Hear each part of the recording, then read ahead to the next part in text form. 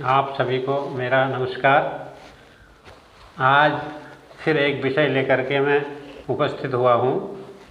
आज का विषय है शरीर में छिपकली या गिरगिट गिरने का फल। यह एक सामाजिक मान्यता भी है। ज्योतिष शास्त्र तथा शकुन शास्त्र के कई ग्रंथों में विद्वानों ने शरीर में छिपकली या गिरगिट गिरने का अलग अलग फल बताया है।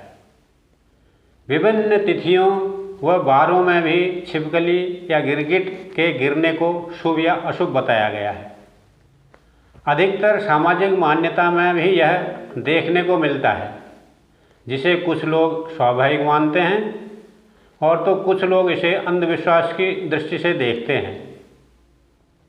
शरीर में छिपकली गिरगिट गिरने का जो फल बताया गया है, उसके अनुसार यदि सिर में छिपकली गिरे तो सम्मान, अगर माथे पर गिरे तो किसी से मेल की संभावना होती है, अगर भौहों में गिरे तो राज सम्मान मिलता है, अगर ऊपरी होंठ पर गिरे तो धन हानि माना गया है, अगर नीचे की होंठ में गिरे तो धन प्राप्ति का योग बताया गया है।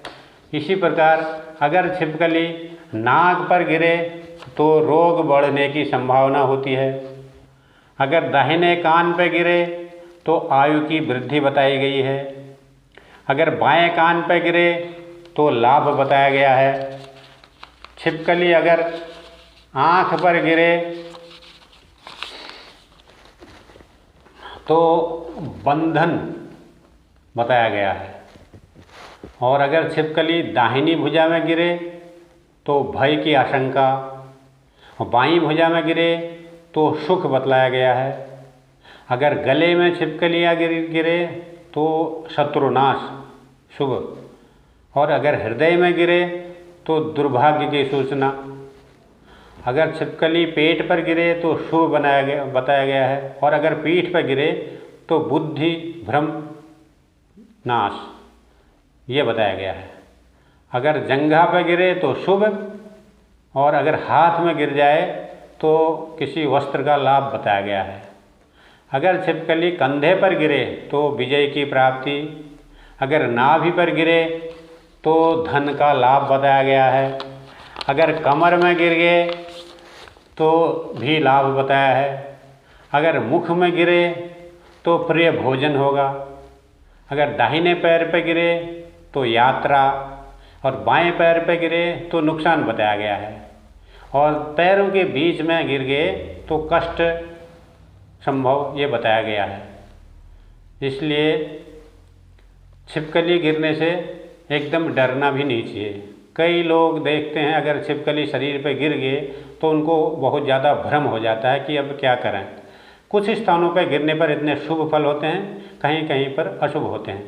इसलिए जहाँ अशुभ फल बताया गया है, अगर वहाँ गिर जाए तो उसका उपाय करना चाहिए, शांति करना चाहिए, दान आदि करना चाहिए, और महामृत्युंजय का जाप करना चाहिए, जिससे अरिष्ट फल से निवृत्ति मिल जाती है। इसके साथ ही वार और तिथियों के हिसाब से भी बताया गया कि कब कब वारों में, किन तिथियों में गिरना शुभ माना गया है और किन तिथियों में नहीं। तो यदि सोमवार, बुधवार, गुरुवार, शुक्रवार को गिरे तो शुभ फल की प्राप्ति होती है, उससे घबराना नहीं चाहिए। अन्य वारों गिरने में कुछ अशुभ बताया गया है, कुछ कष्टकारी बताया गया है। इसी प्रकार यदि प्रतिपदा तिथि को गिरे, द्वितीया, तृतीया, पंचमी, षष्ठी, दशमी, एकादशी, द्वादशी, त्रयोदशी में गिर जाए तो श्रेष्ठ फल की मान्यता है। इन तिथियों में गिरना शुभ फल माना गया है, अशुभ फल अन्य तिथियों में कष्टकारी माना गया है। इसी प्रकार नक्षत्र में भी है।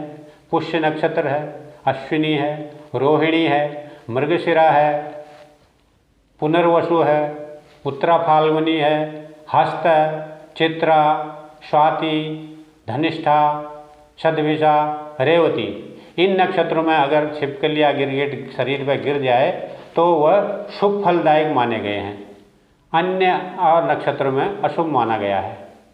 इसी प्रकार अशुभ दिनों में, अशुभ तिथियों में या अशुभ नक्षत्रों में, अशुभ वारों में छिपकली या गिरगिट शरीर पर गिर जाए तो उसकी शांति, जाप, हवन, महामृत्युंजय जाप ये कर लेना चाहिए। उससे अरिष्ट कुछ भी नहीं होगा। बाकी तिथियों में अगर गिरे, बाकी समय में गिरे तो उससे घबराने की आवश्यकता नहीं, शुभ फल प्राप्ति होती है।